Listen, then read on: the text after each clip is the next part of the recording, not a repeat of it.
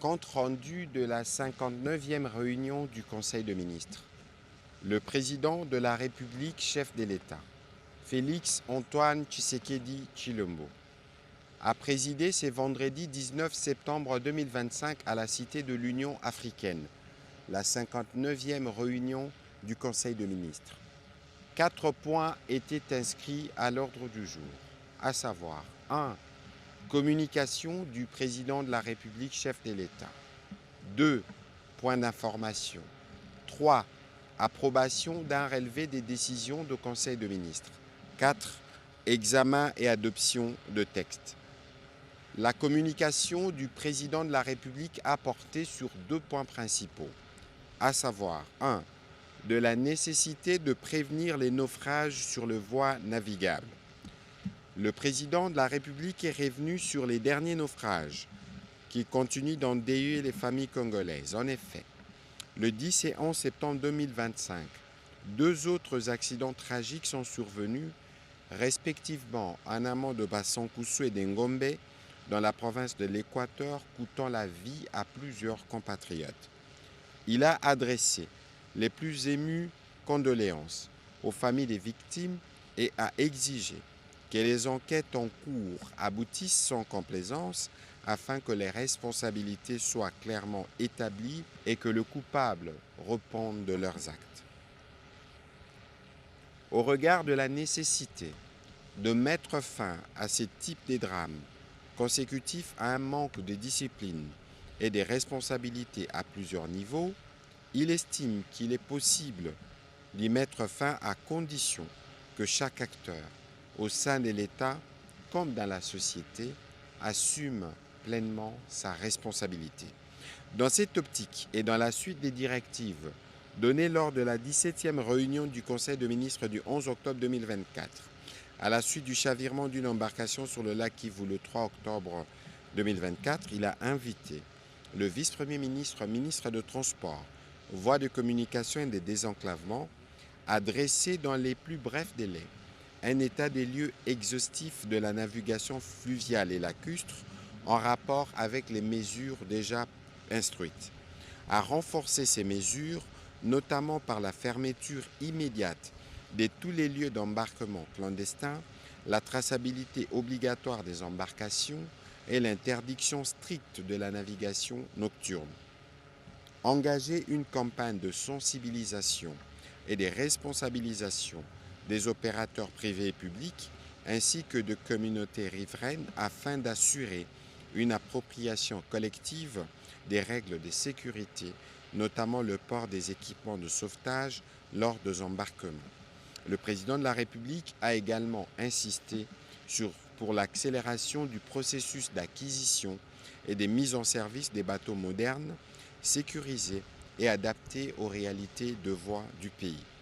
Il a instruit de renforcer de manière significative les capacités techniques, humaines et logistiques de la Congolaise de voies maritimes, de la Régie de voies fluviales, ainsi que tous les services spécialisés pour leur permettre d'assurer efficacement leurs missions de sécurité, des balisages et des surveillances.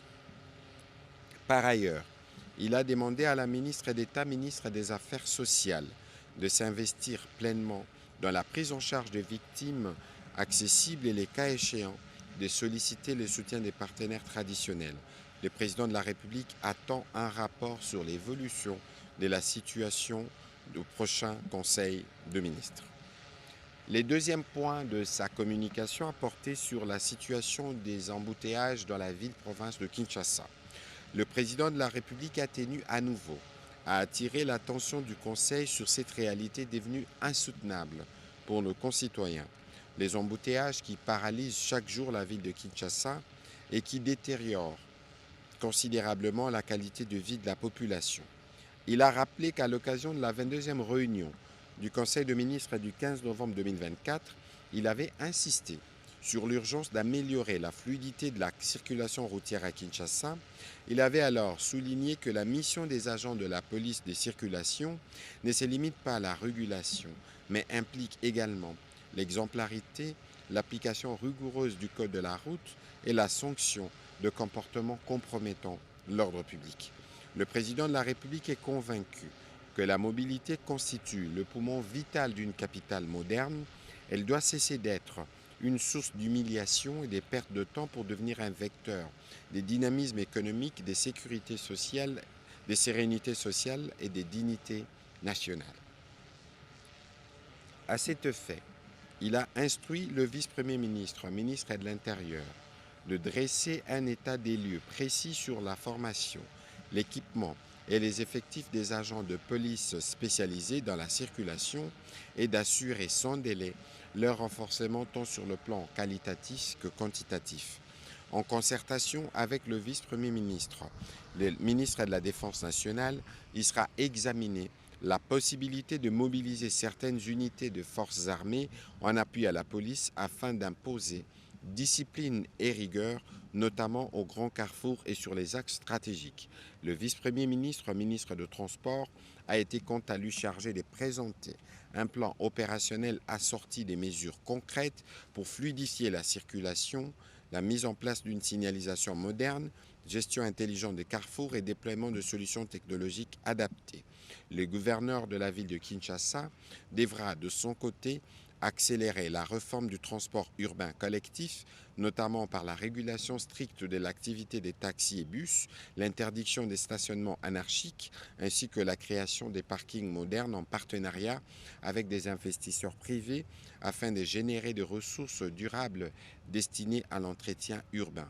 S'agissant des taxis-motos, le président de la République a instruit l'application stricte de mesures suivantes: port obligatoire du casque par les conducteurs et les passagers, identification rigoureuse par les services compétents pour garantir leur traçabilité et leur conformité aux normes en vigueur, limitation de leur champ de circulation par l'interdiction formelle d'accès au centre-ville, leur activité devra être cantonnée aux zones périphériques. En outre, il a instruit pour que chaque mois, un rapport circonstancié de l'évolution de la situation puisse être fait en Conseil de ministres.